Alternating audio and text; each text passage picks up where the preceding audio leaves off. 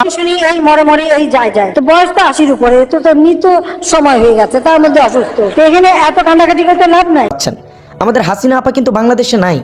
বাংলাদেশের রাজনীতিতে মানুষ আওয়ামী লীগকে এখন শিক্ষার্থীদের এই কাজের দ্বারা ব্রেকিং নিউজ হচ্ছে, ভারতের বৈদেশিক দপ্তরের মুখপাত্র রণবীর জয়সওয়াল উনি জানিয়েছেন কিছুক্ষণ আগে যে শেখ হাসিনার স্বাস্থ্যের অবনতি হয়েছে এবং ওনাকে ভারতের একটি স্বনামধন্য হাসপাতালে ভর্তি করা হচ্ছে। এবং আরো জানানো হয়েছে যে শেখ হাসিনা ভারত ছেড়ে বেলারুশ বা রাশিয়ায় চলে যেতে। এবং আরো জানানো হয়েছে যে উনি যদি চান, যেহেতু ভারত ওনাকে আশ্রয় দিচ্ছে, ওনাকে ভারত থেকে ট্রাভেল ডকুমেন্ট দেওয়া হবে এবং উনি চাইলে কিছুদিন পরে উনি ট্রাভেল করতে পারবেন এই দেশ সে দেশ, যদি তাকে ভিসা দেওয়া হয়।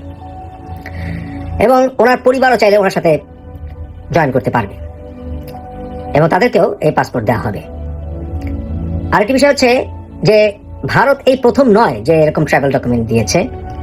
এরকম ট্রাভেল ডকুমেন্ট দেওয়াটা জরুরি হচ্ছে যেহেতু বাংলাদেশ থেকে শেখ হাসিনার সে ডিপ্লোম্যাটিক পাসপোর্ট বাতিল করা হয়েছে। শেখ হাসিনা উনি যে প্রথমবারের মতো পাচ্ছেন, আর কেউ এর আগে পায়নি ভারত থেকে ট্রাভেল ডকুমেন্ট, তা কিন্তু নয়। আফগানিস্তানের নজিবুল্লাহ উনি চেয়েছিলেন ভারতে এসে থাকতে এবং তার পরিবার কিন্তু শেষ পর্যন্ত ভারতে এসেছিল।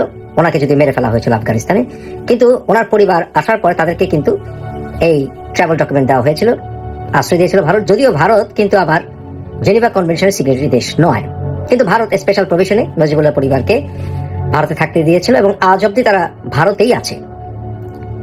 এছাড়াও ভারত দালাই লামাকে আশ্রয় দিয়েছে, আপনারা জানেন। চায়না তার পার্শ্ববর্তী দেশ, কিন্তু চায়না জাতিসংঘে গিয়েও সেটা সুরাহা করতে পারেনি। দালাই লামা 1959 সাল থেকেই ভারতেই আছে। কিন্তু যেটা বাংলাদেশ সরকার করছে না, বাংলাদেশ সরকার কিন্তু এখন পর্যন্ত শেখ হাসিনার বিরুদ্ধে ওয়ারেন্ট ইস্যু করছে না। কেন ওয়ারেন্ট নিয়ে কেন দেরি করছে হিসাব আসছে না। যদি শেখ হাসিনাকে আসলেই তারা প্রবলেমে ফেলতে চাইতো তাহলে ওয়ারেন্ট ইস্যু করতো। ওয়ারেন্ট ইস্যু করলে তাকে আশ্রয় দেওয়াটা, যেহেতু বাংলাদেশের সঙ্গে এক্সট্রাডিশন চুক্তি আছে, একটু ডিফিকাল্ট হয়ে যেত। কিন্তু ভারতের জন্য যেন ওয়াকার বা এর পেছনে যারা কলকাঠি নাড়ছে, তারা চাইছে না যে শেখ হাসিনা বিপদে পড়ুক, ভারতকে বেশি প্রেশার দেওয়া হোক। ব্যাপারটা আমার কাছে ভালো লাগেনি। এটা এখানে একটা নতজানু নীতির মতো দেখা যাচ্ছে। এবং আরো যে বিষয় লক্ষণীয় যে আইসিসিতেও খুব একটা চাপ দেওয়া হচ্ছে না এখন পর্যন্ত বাংলাদেশের তরফ থেকে।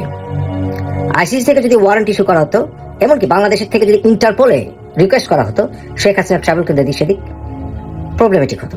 সেটা বাংলাদেশ সরকার এখন পর্যন্ত করেনি, সেখানে তাদের ফেইলার আছে। ব্যাপারগুলো আমার কাছে ভালো ঠেকছে না।